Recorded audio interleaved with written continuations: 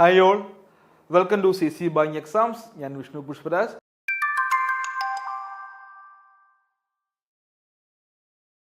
നമ്മൾ ഇന്നത്തെ ക്ലാസ്സിൽ വളരെ പ്രധാനപ്പെട്ട ഒരു ഏരിയയാണ് നോൺ പ്രോഫിറ്റ് ഓർഗനൈസേഷൻ കേട്ടോ. നോൺ പ്രോഫിറ്റ് ഓർഗനൈസേഷൻ ആണ് നമ്മൾ ഡിസ്കസ് ചെയ്യാൻ പോകുന്നത്. അപ്പോൾ പേരിൽ നിന്ന് തന്നെ മനസ്സിലായി എന്താണ് നോൺ പ്രോഫിറ്റ്. പ്രോഫിറ്റ് അല്ല ലക്ഷ്യം, സർവീസ് ഓറിയന്റഡ്. നമുക്ക് നോക്കാം. Accounting for a non-profit organization. A non-profit organization is defined as an organization whose primary purpose is to serve its members for the benefit of the group or society in general. അപ്പോൾ non profit ഓർഗനൈസേഷന്റെ പ്രധാനപ്പെട്ട ലക്ഷ്യം എന്ന് പറയുന്നത് എന്താണ്? അവിടുത്തെ അവരുടെ ആ ഓർഗനൈസേഷൻ വരുന്ന മെമ്പേഴ്സിന് സേവനങ്ങൾ പ്രൊവൈഡ് ചെയ്യുക എന്നുള്ളതാണ്. ഒരിക്കലും ലാഭേച്ഛമല്ല കേട്ടോ, ലാഭമല്ല അവരുടെ പ്രധാനപ്പെട്ട ലക്ഷ്യം എന്ന് ഓർത്ത് നോക്കുക അല്ലേ. Non profit organisation is defined as an organisation whose primary purpose, പ്രധാനപ്പെട്ട പർപ്പസ് എന്നാണ് is to serve its members, അല്ലെ അവരുടെ മെമ്പേഴ്സിനെ സെർവ് ചെയ്യുക, സേവനങ്ങൾ നൽകുക, for the benefit of the group or society in general. അതായത് എന്താണ് പൊതുവായിട്ട് അതൊക്കെ നമ്മൾ സേവനം ചെയ്യുക എന്നുള്ള ഓർത്ത് വെക്കുക. ഇനിയുടെ വീണ്ടും പറയുകയാണ്, a non profit organisation is often run by a trustee and is not driven by commercial desires. Trustee ആയിരിക്കും നടത്തുക അല്ലേ. പിന്നെ പറയുന്നുണ്ട് and is not driven by commercial desires കേട്ടോ. എന്നാണ് കൊമേഴ്ഷ്യൽ ഡിസൈഴ്സ് എന്ന് പറയുന്നത് അർത്ഥം നോക്കുക. ലാഭം അല്ല പ്രധാനപ്പെട്ട ലക്ഷ്യം എന്ന് ഓർത്ത് പോകും. The most common type of non profit organisation are ഏതൊക്കെയാണ്? Charities that rely primarily on donation to survive but they can also earn income from other sources such as membership fee, fund raising activities and grants. ഒക്കെ പ്രധാനപ്പെട്ടതായിട്ടും ഇവർക്ക് എന്താണ് ഇവരുടെ കാര്യങ്ങളൊക്കെ ഓടിപ്പോകുന്നത് അല്ലെ, ഇവരുടെ business ഒക്കെ നടത്തിക്കൊണ്ട് പോകുന്നത് എന്തുകൊണ്ടായിരിക്കാം? ഇൻകം കൊണ്ട് കേട്ടോ. ഏത് ഇൻകം ആണെന്ന് ഓർത്ത് നോക്കുക. ഡൊണേഷനിൽ കൂടെ കിട്ടുന്ന ഡൊണേഷൻ വെച്ചാണ് ഇവർ കാര്യങ്ങൾ നടത്തുന്നത്. ഇപ്പോൾ ഒരു ചാരിറ്റി ഓർഗനൈസേഷൻ ആണ്, അവർക്ക് ഡൊണേഷൻ കിട്ടുന്നു. ആ ഡൊണേഷൻ കൊണ്ടാണ് അവരുടെ ഒരു 70% കാര്യങ്ങൾ ഓടിപ്പോവുക. അതിന് പുറമെയായിട്ട് ഇവർക്ക് മെമ്പർഷിപ്പ് ഫീ, ഫണ്ട് റൈസിങ് ആക്ടിവിറ്റീസിലൂടെയൊക്കെ ഫണ്ട് കിട്ടാറുണ്ട് കേട്ടോ. മെമ്പർഷിപ്പ് ഫീയിൽ നിന്ന് ക്യാഷ് കിട്ടാറുണ്ട്, ഗ്രാൻഡ് കിട്ടാറുണ്ട്, പിന്നെ മറ്റ് ഫണ്ട് റൈസിങ് ആക്ടിവിറ്റീസിലൂടെ ഇവർക്ക് പണം കിട്ടാറുണ്ടെന്ന് ഓർത്തു പോകും. ഇനി ചാരിറ്റീസ് പല രീതിയിലുള്ള ചാരിറ്റീസ് ഉണ്ട്.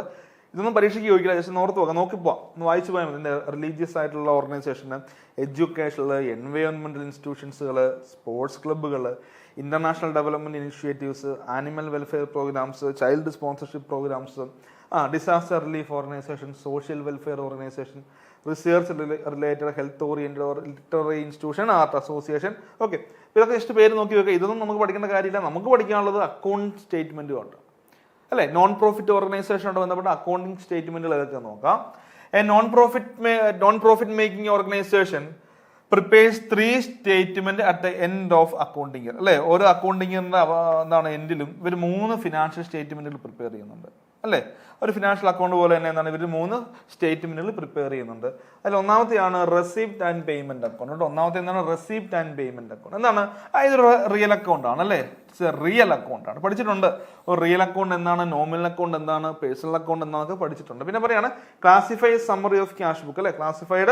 ക്ലാസിഫൈഡ് സമ്മറി ഓഫ് ഒരു ക്യാഷ് ബുക്ക് എന്ന് പറയാം. ഒരു ക്യാഷ് ബുക്കിന്റെ സമ്മറിയാണ് അല്ലേ. begins with opening balance of cash in hand or at bank and ends with the balance of cash or bank. നിങ്ങൾക്ക് അതിൽ കൂടുതൽ ക്ലാരിറ്റി ആവശ്യമില്ല അല്ലേ. ബിഗിൻ ചെയ്യുന്നത് എങ്ങനെയാണ്? Opening balance of cash in hand or at bank and ends with balance of cash or bank.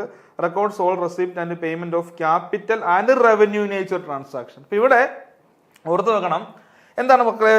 Record all receipt and payment of capital and revenue. ഇപ്പൊ ക്യാപിറ്റലും revenue ആയിട്ട് എന്താണ് 2 നേച്ചറിലുള്ളത്, ക്യാപിറ്റൽ നേച്ചറിലുള്ളതും റവന്യൂ നേച്ചറിലുള്ളതും നമ്മളിവിടെ കാണിക്കാറുണ്ട്.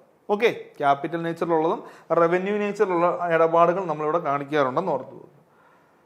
പിന്നെ it records all receipt and payment relating to previous, current and subsequent years. Okay, ഇപ്പൊ ഇവിടെ ഓർത്ത് വെക്കേണ്ടത് ക്യാഷ് കിട്ടിയോ ആ വർഷം, നമുക്ക് എവിടെ നിന്നൊക്കെ ഏതൊക്കെ രീതി ക്യാഷ് കിട്ടി, അതിപ്പോൾ പ്രീവിയസ് ഇയറിലായിക്കോട്ടെ, കറണ്ട് ഇയറിലായിക്കോട്ടെ, ഇനി വരാനിരിക്കുന്ന വർഷങ്ങളായിട്ടെ വർഷങ്ങളിലായിക്കോട്ടെ, അവിടെ കിട്ടിയത് എത്രയാണോ അതെല്ലാം നമ്മളിവിടെ കാണിക്കും. കിട്ടിയതും കൊടുത്തു അല്ലേ. ക്യാഷ് കിട്ടിയതും ക്യാഷ് റെസിപ്റ്റും ക്യാഷ് പേയ്മെന്റും നമ്മൾ പ്രോപ്പറായിട്ട് അതിൽ കാണിക്കുമെന്ന് ഓർത്ത് വെക്കുക. സംശയങ്ങളൊന്നും വേണ്ട, പ്രോപ്പറായിട്ട് നമ്മളതിനെ കാണിക്കും. പിന്നെ റെക്കോർഡ്സ് ഓൺലി എന്താണ്? ആക്ച്വൽ റെസിപ്റ്റ് ആൻഡ് പേയ്മെന്റ് കേട്ടോ. ക്യാഷ് കിട്ടിയതും കൊടുത്തതും, ആക്ച്വൽ ആയിട്ട് കിട്ടിയതും കൊടുത്തതും നമ്മളിവിടെ കാണിക്കുന്നു ഓർത്തു അല്ലേ. റെക്കോർഡ്സ് ഓൺലി ആക്ച്വൽ, എത്രത്തോളം ക്യാഷ് കറക്റ്റ് ആയിട്ട് നമുക്ക് എന്താണ് ലിക്വിഡായിട്ട് കൈ കിട്ടി, എത്രത്തോളം നമ്മൾ കൊടുത്തു, അത് മാത്രമേ കാണിക്കുകയുള്ളൂ. അതിൽ ഈ വർഷത്തെ കണക്കിൽപ്പെടുന്നത് കാണിക്കും, കഴിഞ്ഞ വർഷത്തെ കണക്ക് പ്രകാരം ഈ വർഷം കിട്ടിയെങ്കിൽ അത് കാണിക്കും. ഇനി നമുക്ക് അഡ്വാൻസ് ആയിട്ട് അല്ലെ, സബ്സിക്വന്റ് വർഷത്തിലേക്ക് അഡ്വാൻസ് ആയിട്ട് എന്തെങ്കിലും കിട്ടുന്നുണ്ട് അതും നമ്മൾ കാണിക്കുന്നു ഓർത്തു.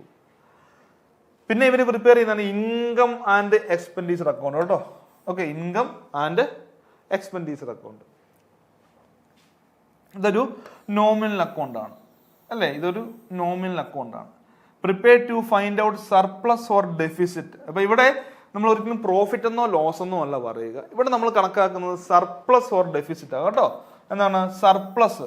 അതായത് നമുക്ക് പ്രോഫിറ്റ് ആണെങ്കിൽ, അതായത് പ്രോഫിറ്റ് എന്ന് അർത്ഥമാക്കുന്നത് എന്താ അർത്ഥമാക്കുക, ഇൻകം കൂടുതലാണെങ്കിൽ സർപ്ലസും എക്സ്പെൻഡിച്ചർ കൂടുതലാണെങ്കിൽ ഡെഫിസിറ്റും എന്നാണ്. ഈ പ്രോഫിറ്റ് ലോസ് എന്ന രീതിയിലല്ല, കാരണം ഇതൊരു പ്രോഫിറ്റ് ഓറിയന്റഡ് സംഭവം അല്ലല്ലോ അല്ലേ.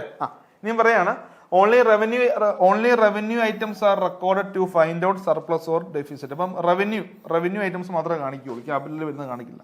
Only revenue items are recorded to find out surplus or deficit. Surplus ആണോ ഡെഫിസിറ്റ് ആണോ നമ്മൾ എന്താ പറയുക, റവന്യൂ ഐറ്റംസ് മാത്രമേ നമ്മളിൽ റെക്കോർഡ് ചെയ്യുള്ളൂ.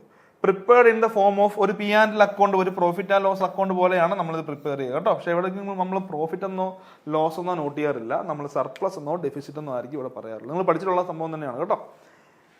ഇനി പറയുന്നത് income and expenditure of the current year are record. ഇവിടെ എന്താണ് ഇൻകം ആൻഡ് എക്സ്പെൻഡിച്ചർ കറന്റ് ഇയറിലെ മാത്രമേ കാണിക്കുള്ളൂ ഇൻകം ആൻഡ് എക്സ്പെൻസ്. കാരണം നമുക്ക് അറിയണം സർപ്ലസ് ആണോ അല്ലെങ്കിൽ ഡെഫിസിറ്റ് ആണോ എന്ന് അറിയണമെങ്കിൽ ആ വർഷത്തോട് ബന്ധപ്പെട്ട കണക്ക് മാത്രമേ കാണിക്കാൻ പറ്റുള്ളൂ. അപ്പം income and expenditure of the current year are record. Excess of income over expenditure is called surplus. ഞാൻ ഓൾറെഡി പറഞ്ഞല്ലേ, ഇൻകം കൂടുതലാണെങ്കിൽ സർപ്ലസ് എന്ന് ഓർത്തു, ഇൻകം കൂടുതലാണ് സർപ്ലസ്. പിന്നെ excess of expenditure over income, ഇൻകത്തേക്കാൾ കൂടുതൽ എക്സ്പെൻഡിച്ചർ ആണെങ്കിൽ നമ്മൾ അതിനെ ഡെഫിസിറ്റ് എന്ന് കണക്കാക്കും. ആണോ? Surplus or deficit is transferred to capital fund. അപ്പോൾ സർപ്ലസ് ആണെങ്കിലും ഡെഫിസിറ്റ് ആണെങ്കിലും നമ്മൾ എങ്ങോട്ട് ട്രാൻസ്ഫർ ചെയ്യും? ക്യാപിറ്റൽ ഫണ്ടിലേക്ക് ട്രാൻസ്ഫർ ചെയ്യും ഓർത്തു. സർപ്ലസ് ആണെങ്കിലും ശരി, ഡെഫിസിറ്റ് ആണെങ്കിലും നമ്മളത് ക്യാപിറ്റൽ ഫണ്ടിലേക്ക് ട്രാൻസ്ഫർ ചെയ്യും ഓർത്തു. ഇനി നമ്മൾ പറയാൻ പോകുന്നത് ബാലൻസ് ഷീറ്റിനെ കുറിച്ചാണ്. It is prepare in the similar manner as that of a profit seeking organisation. ഒരു പ്രോഫിറ്റ് സീക്കിംഗ് ഓർഗനൈസേഷൻ സാധാരണ നമ്മൾ പ്രിപ്പയർ ചെയ്യുന്ന ബാലൻസ് ഷീറ്റ് പോലെ തന്നെയാണ് ഇവിടെ ബാലൻസ് ഷീറ്റ് പ്രിപ്പയർ ചെയ്യുക. അപ്പോൾ നമ്മുടെ ഇതിൽ പാർട്ട് 1 എന്നുള്ള ക്ലാസ്സാണ് വരിക. ഇനി ഒരു പാർട്ട് 2 ക്ലാസ് ഉണ്ട്. ആ പാർട്ട് 2 ക്ലാസ്സിൽ നമ്മൾ ഓരോരോ ഐറ്റംസുകൾ പഠിക്കാനുണ്ട്. ഇതിന് അക്കൗണ്ടിങ് മെത്തേഡ്സുകൾ, എങ്ങനെയാണ് ഒരു അക്കൗണ്ട് ചെയ്യുക, ഓരോ ഐറ്റംസ് അത് ക്യാപിറ്റലാണോ റവന്യൂ ആണോ എവിടെയാണ് കാണിക്കുക എന്നൊക്കെ തുടങ്ങിയ ഒരുപാട് കാര്യങ്ങൾ നമ്മൾ നെക്സ്റ്റ് ക്ലാസ്സിലേക്ക് നമ്മൾ ഡിസ്കസ് ചെയ്യാൻ പോകാം. ഓക്കെ, ഇതിന് പാർട്ട് 2 ആയിട്ട് മറ്റൊരു ക്ലാസ് വരും. ആ പാർട്ട് 2 ക്ലാസ്സിലായിരിക്കും നമ്മൾ അതൊക്കെ പ്രോപ്പറായിട്ട് കാണിക്കുന്നത് ഓർത്ത് കൊടുക്കുക. ഓക്കെ, അപ്പോൾ നമ്മൾ എന്ത് ചെയ്യുകയാണ്, നമുക്കറിയാം നമ്മുടെ CSEB എക്സാമുമായിട്ട് ബന്ധപ്പെട്ടില്ല, അവിടെ എക്സാം വരുന്നുണ്ട്. അപ്പോൾ നമുക്ക് അതുമായിട്ട് ബന്ധപ്പെട്ട് എങ്ങനെയല്ലേ, അപ്പോൾ എനിക്ക് തോന്നുന്നു ഒരുപാട് കുട്ടികൾ ആദ്യമായിട്ട് എക്സാം എഴുതുന്ന കുട്ടികൾ കാണാം അല്ലേ, ആദ്യമായിട്ട് ഫസ്റ്റ് ടൈമായിട്ട് എക്സാം എഴുതാൻ പോകുന്നവരുണ്ട്. അപ്പോൾ അവരെന്തൊക്കെ ഇറങ്ങിയിരിക്കണം, അപ്പോൾ അങ്ങനെ തുടങ്ങിയ കാര്യങ്ങൾ, അതുപോലെ തന്നെ എന്താണ് മാർക്ക് നഷ്ടപ്പെടുന്ന ഭാഗങ്ങൾ. നമുക്കറിയാം ചില ഏരിയാസിൽ നമ്മൾ എത്ര പഠിച്ചാലും നമ്മുടെ മാർക്കുകൾ അവിടെ നമുക്ക് നഷ്ടപ്പെട്ടുകൊണ്ടിരിക്കും. അപ്പോൾ അതൊക്കെ എങ്ങനെ നമുക്ക് മെയിൻറ്റെയിൻ ചെയ്യാം അല്ലേ. എനിക്ക് തോന്നുന്നു ലാസ്റ്റ് എക്സാമിനൊക്കെ ആണെങ്കിൽ പോലും ഒരുപാട് കുട്ടികൾ പഠിച്ചിട്ട് പോയിട്ട് ഒരുപാട് തെറ്റിച്ച ആൾക്കാരുണ്ട്. ഓക്കെ, അതായത് 3-4 മാർക്കിനുള്ള ഉത്തരങ്ങൾ അറിയാമായിരുന്നു, പക്ഷെ അവരവിടെ എന്ത് ചെയ്തു, തെറ്റിച്ചു. അങ്ങനെ അവർ റാങ്ക് ലിസ്റ്റിന് പുറത്ത് പോകുന്ന ഒരു ചാൻസ് നമ്മൾ കാണുന്നുണ്ട്. അപ്പോൾ അവർക്കൊക്കെ വേണ്ടിയാണ് നമ്മൾ എന്ത് ചെയ്യുകയാണ്, ഒരു ലൈവ് ക്ലാസ് വരുന്നുണ്ട് ജൂൺ 18 9 മണിക്ക് പ്രോപ്പറായിട്ട് നമുക്ക് ലൈവ് വരുന്നുണ്ട്. നിങ്ങൾ മാക്സിമം അതിൽ പങ്കെടുക്കുക, നിങ്ങളുടെ സംശയങ്ങളൊക്കെ നമുക്ക് ഡിസ്കസ് ചെയ്യാം. ഓക്കെ, അപ്പോൾ ആദ്യ ശ്രമത്തിൽ തന്നെ എങ്ങനെ നല്ല മാർക്ക് തരാം, എസ്പെഷ്യലി പുതിയതായിട്ട് എക്സാം എഴുതാൻ പോകുന്ന കുട്ടികൾ ഇതിൽ ജോയിൻ ചെയ്യുക. പിന്നെ നമുക്ക് എല്ലാ കാര്യങ്ങളും വളരെ വിശദമായിട്ട് ആ ക്ലാസ്സുകളിൽ കൂടെ ഡിസ്കസ് ചെയ്ത് പോകാം കേട്ടോ.